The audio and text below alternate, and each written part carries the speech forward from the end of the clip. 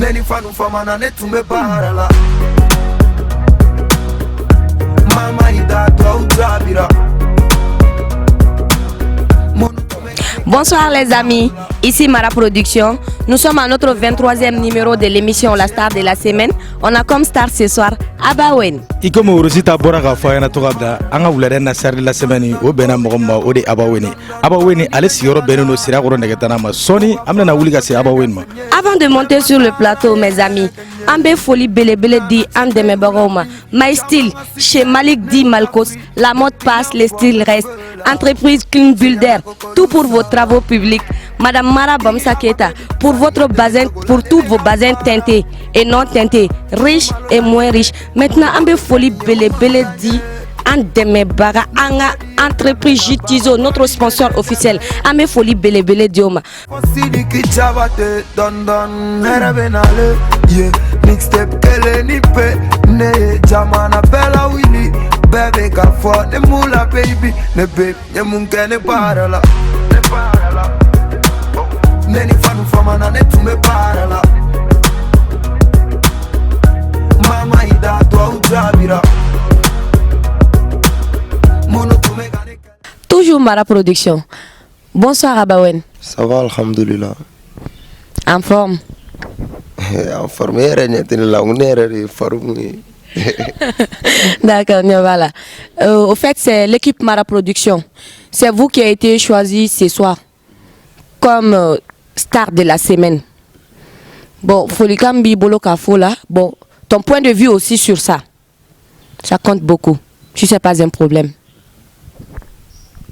Bon, ne sais pas, mais faut ne pas avoir un faux. Parce que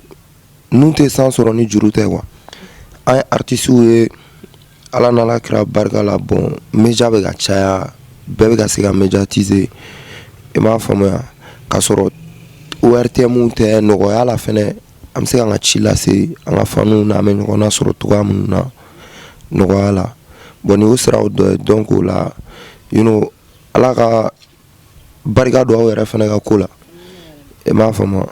il va falloir un peu gagner sur le fin. On est à point de vue follow. Merci beaucoup Abawen. Aba. Et au fait, Ame Fegado, qui est Aba? Aba et Johnny. Aba Nana Chokodi. Bon, moi je réponds à l'identité Ibrahim Sango. Et ben enfin donc ni beba foma ko Abawen donc Abawen ni tore sono tote wen Abawen ni mais ni ya interga de Abawen weni dana mais o te bire abare toye parce que flagana ababe komi la chokoroba e ma fama ne fa to manene donc abaye meno sera fait weni me boramna weni me bo sera fla refe balontana dorik me wenu rune abe alchini ore kadne ani lilwen ne kun kadne fene donc weni me on soro straflal voilà wenu carré you know abe nati. Ok, sans souci. Abawen. Aba même à donner musique la chukudi. C'est la donne fayoka. Aba do ne donna musique la to amna kanu sara kanu ne wa musique ye fenor ne akanu mo munu men don kabringa dem sena la lu ba don musique un kadinye depuis nga dogo e ma fama kulanga te seba sawa am se ka kalange am se ka fembege mais ta soro bega passion e fenori e ba fama donc oye la musique c'est le destin parce que ni a tagala kun awanso ne borane descendant chité mieux donc lida a chité donc lida la te awanso intellectuel ou drone ne ba awanso ne ba cadre ne fa cadre kalandro ne ba awanso ne kalange alhamdulillah ne kalange famille ningan ko fene mo sra fene gambi no musique voilà donc abenate Ok, sans souci, Abba. Est-ce que Abba est marié?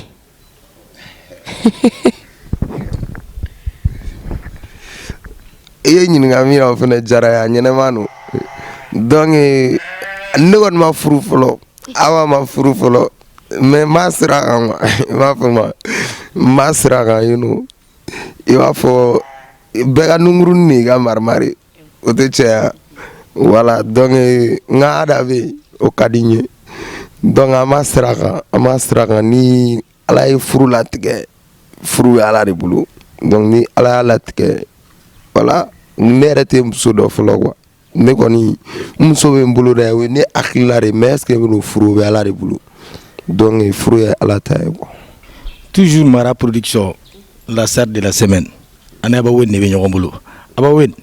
est-ce que album bulu be mixé bibula? Bon ni ngali njara comme artiste fena bi waso ñogona ni album ni imam fama. Ala ni ala bargala nega album follow bora le 30 janvier tamane ne mixtape pour que Kabiri 2017 au mixtape pour mais c'est qu'à fond mixtape pour les locaux imam fama kak ibigaya donc au mixtape pour que mom Seydi donc mom Seydi ko fe ni album follow bo o era ma dugo mo la chanter comme jamais donc au grand album follow. Bon ça femme nous même boulot clip ou qu'on même boulot ni femme wora ko lu di ateme mais ani projet wora fene be me munu me ka munu ke Kabiri ça même na jamo dans l'avenir na la sono. OK Aba Wen mais iga son chamo beno ami ni balay collaboration na inu be bara de ñogon fe be buga inu be contrat de bi inu ñogon che parce que kuma be iga son be de musique wono. Bon nya fait tout comme femme kanu ye quoi nen bala be ñogon bolo tay ba fi be ga ye tout amina Kabiri 2009 ouais 2009 le son koro bala de ake Kabiri 2009 bon te bi ko ye quoi o ye Kabiri follow la wale ko de et puis bara e fano de ita soro ni dobe abe ñogon famia quoi e ma fama men farafin ya abe sonda la e ga ya bala nunu c'est des frères du genre mo mi kanu quoi ni mo yi kanu sara kanu yo quoi ne rega diviser donc ni mo yi kanu de retour se ka mo ra dama warti se ka kanu sara sanu se ka sara o kanu gele ne be kanu sara donc ko to wala.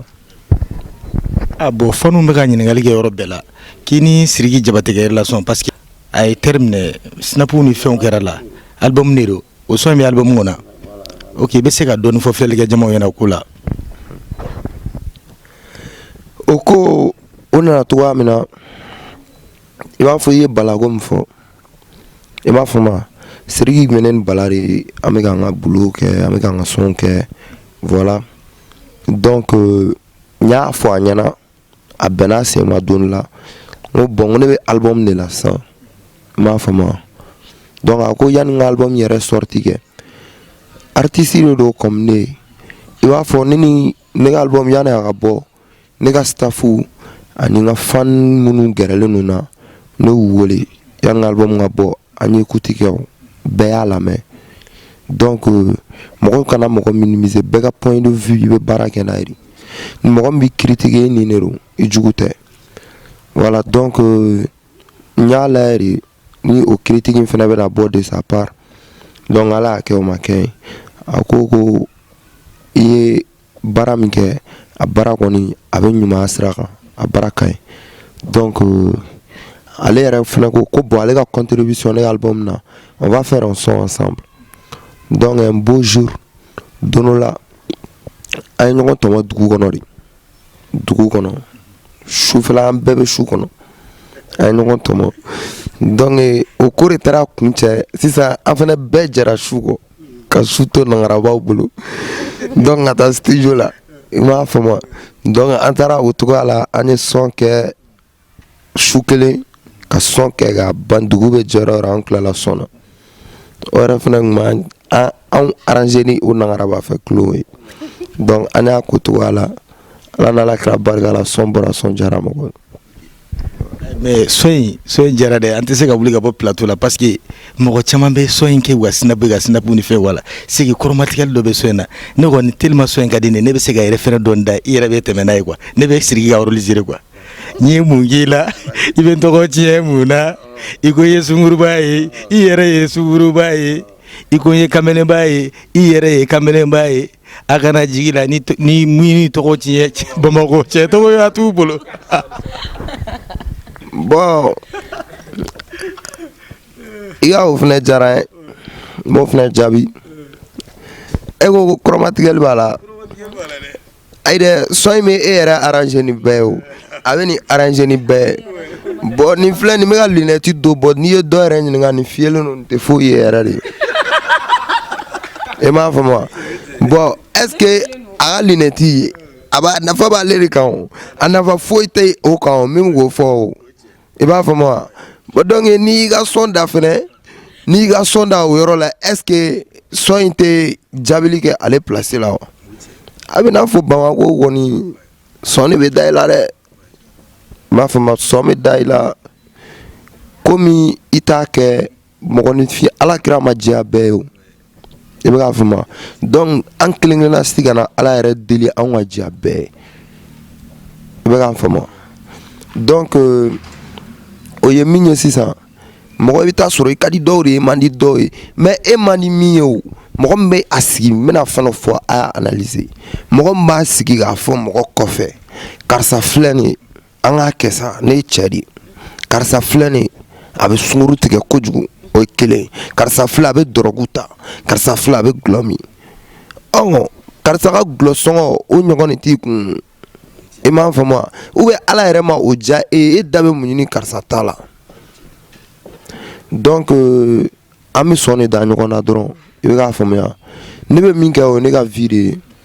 e bɛ min kɛ o ye e ka vie de ye donc an kana ɲɔgɔn tɔɲɔ an kana bin ɲɔgɔn kan quoi sɔn in kɛra o siraw de fɛ dɔrɔn ko kiriw de tigɛ k'a yira mɔgɔ min b'a sigi kɔrɔfɔ tiɲɛna ye ka fisa n'a ye i bɛ mɔgɔ caman bɛ critiquer o i bɛ nin kɛ o mais est-ce que place nɛgɛ de t'u la. Ala mo fene dulu fene mare donc avec moi.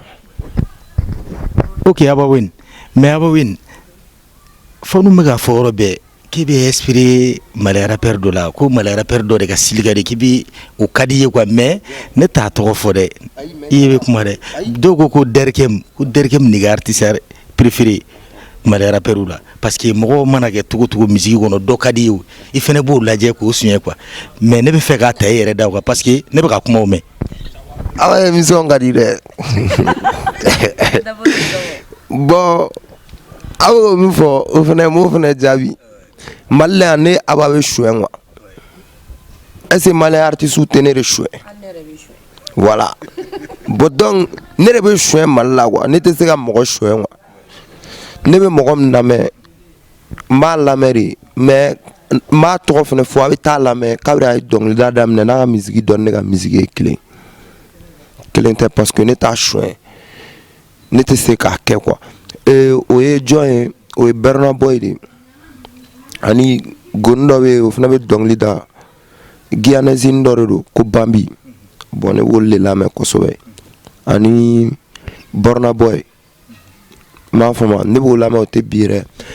kabri mo gore to fana donc kabri o ma ke o fana ma bobo ala barga la o fana bora bi donc ore ne artiste ne bo la me voilà bon abe na inspiré ani me inspiré la musique da hotere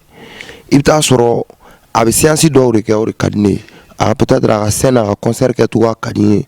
ibe ka famia do be jayi ala ida foni nyangore ni te se gita fore ne kon men ta fo mais mi malien artiste kun malla malien artiste ne tra mi no fait kabiri bite ta des années gasig kabri ne ka ko damne ne ma mo no fe joya ke to kamare mata mo deli ala kama anganike ne mo ke ma fama ce que moi je fais, moi je suis fier de ça et puis je vais laisser qui que ce soit ne be femme qu'on minimiser. Donc yoro na nugo ko min ko ne be darge bishwe min fana o fana fe fana ezit wa da wala to fana bulu ya fama. Donc darge c'est un frère avec donc lida comme ne il va fama mais c'est ka apprécier. Il va fama. Sinon moi dans ma tête mes philosophie là il va faire fond chite c'est nere donc lida là. Ya fama ante classique ante keleke ante fenke akana bin ikangwa il va fama akana bis kilengangwa. Che ni makare ay joro be dogare ni min te kare o be sa jonari la ne be ka fem nge mo ko tika ne sutura ka ne ka flow dia donc ne te se ka sira ne ka flow yi nga arme de guerre di amana déclencher ne ni mo ko che je suis prêt à tirer répond il va fam ya mais clash te quoi mina waro mi mega ni konu nuni ni sosolini ni mana koni ncha nous micro blassa malla angata face anganjo face à face ye chama mega chau muso chau fana mega chau yama ok aba kuma yana mais aba sani nga mingoro temu orozila me feki ni nga question dama kelen dorona quoi ugo ko aba ki garapo gono ki demena toro surtout à la famille qui i parents i soutenir arapu kon la parce que mo chama meno ga musique manu parents ye quoi ugo kanga musoroba ere che sur le ga donc la toro ka ko kan ni milombe do adafe ka ba préférer ga do la pour que dien bege aba c'est ga donne foko la ala na la kra bargala mais c'est nga chokoroba fo mais nga musoroba fo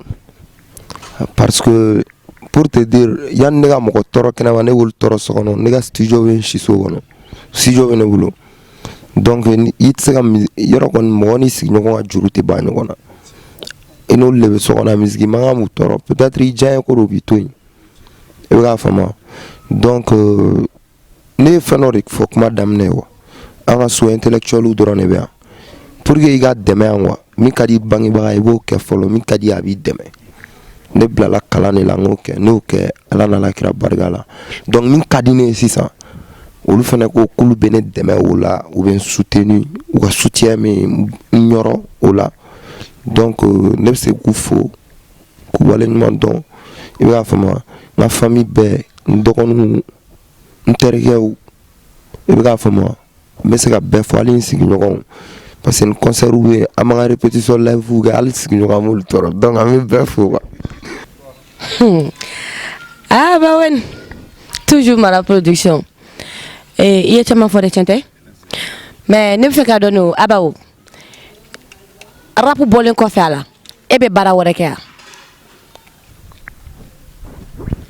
On va venir faire tout comme il y a une musique qui tient kalanari. Donc mais c'est à bara keke. Mais bara warela mais bara warela mais au bara au on était là au fond quoi. On est qu'à business idée quoi. Bere be ko dola jamana ngono. Ça va ga fam. Bere be ko dola dugo an kenakanda. Donc if ta soro dobe dore ke benya buri la you know libe feka aramade surprendre étonné. Chate kuma wa chabe agire wa ni bara in dondon kan ase domi bebe na don wi bara mi o donné. D'accord. Ah bah on a beau entendu que il veut jouer mi, il veut glomi, qui n'y a arrêté yele, ne doit y avoir les fins de yele, ne pas l'eau. Oh, ah, ok. Bon, ngana do nkanu magado gasilare parce que ngodo ubi ta soro ne kadu ube ok il va faire donc modo we ta soro ne kadu ul fena take ul fena kana na jigina tukun donc il va fonya fie mi me do fo ze tuare obulo tuwa to obulo donc aklina abega flika da fena ga tienga kuma jabi. D'accord. Ah bah maintenant comment tu t'inspires? Inspiration sur le Tchogodi. Il y a inspiration sur le Tchogodi. Il s'y glenwa, il jolenwa, nyangonowa, il dalenwa. wa ne t'a dɔn i ka inspiration bɛ bɔ yɔrɔ o yɔrɔ parce que kuma dɔ la i yɛrɛ bɛ ka musique dɔ lamɛn i b'a fɔ ko c'est pas la peine quoi i t'a dɔn a bɔra yɔrɔ o yɔrɔ mɔgɔ kɛnɛma t'a fɔ quoi a t'i dépasser dɛ mɔgɔ kɛnɛma ni e yɛrɛ b'a kalamu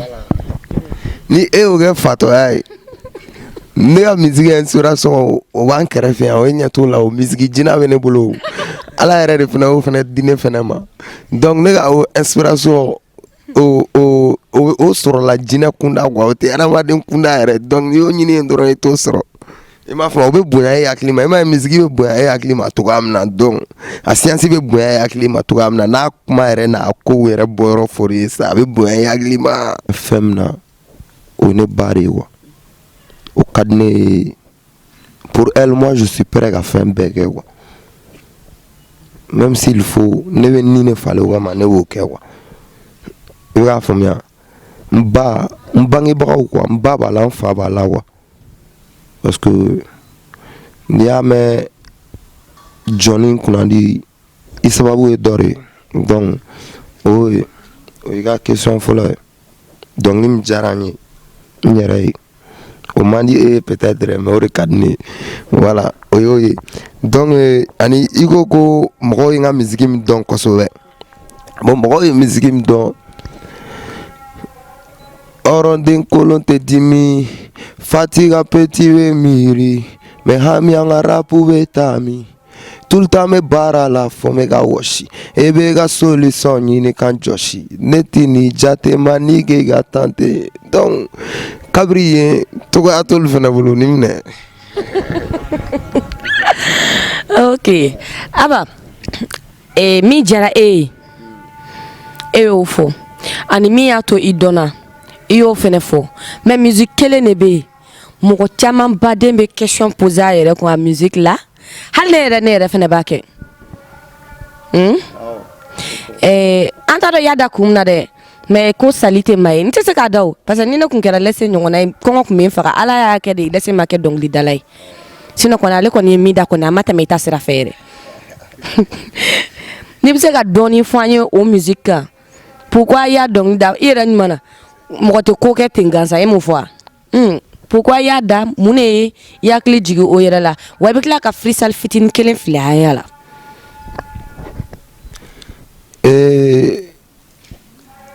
Saliw yɛrɛ bɛ ka ne layɛ a l'heure la o i m'a faamu mais ne kɔni ne sali kɛra cogo cogo peut-être an bangebagaw bɛ yen dɛ bangebaga kunda minnu ye sali ye olu tɛ i m'a faamu n bɛ ka n ka génération de taquiner dɔrɔn kulonkɛ de don sinon il n'est pas dit sali tɔgɔ dɔ ye fɛn dɔ kɛ ne la foyi tɛ musique de don est ce que n'i y'a ye ne yɛrɛ o kɛ est ce que sali tɔgɔw yɛrɛ ko man di ne yɛrɛ sinon tɔgɔ baden bɛ yen ne k'olu to yen mais n'i y'a ye n y'a kɛ sali ye sûrement que peut-être sali tɔgɔw yɛrɛ de ko ka di ne yɛrɛ fɛnɛ i bɛ ka n faamu mais sali kelen bɛ ale ma ɲi dɛ ale ma ɲi dɛ n tɛna fɔ mɔgɔ finman ni mɔgɔ jɛman kɔni t'o fɔ mais ale ma ɲi i bɛ ka faamu ale ma ɲi wa musique in ye ale portrait yɛrɛ de quoi musique in ta dɔrɔn i k'a lajɛ dɔrɔn a bɛ ka science mun di quoi n'i ko i bɛ clip kɛ musique in na quoi i b'ale ta dɔrɔn i bɛ t'ale bila clip la i y'a faamu voilà o ye yɔrɔnin ye quoi. Denni bɛ bɛɛ fɛ danela ye pa bɛ fan bɛɛ a bɛ bɛɛ fɛ i ye muso gɛngbɛ ye dɔ kɛ denni bɛ bɛɛ fɛ i danela ye pa bɛ fan bɛɛ a bɛ bɛɛ fɛ i ye muso gɛngbɛ ye dɔ kɛ tout le monde sali tɛ ma ye sali bɛ terege sali y'a ferege hali n tɛ terene donc a ɲɛnama no. Ne kɔni t'a dɔn a ye min ferege dɛ aw de b'a dɔn. Entreprise Tizo olu nana pour notre bien-être et notre vitalité i b'o kalama tiɲɛ tɛ ya.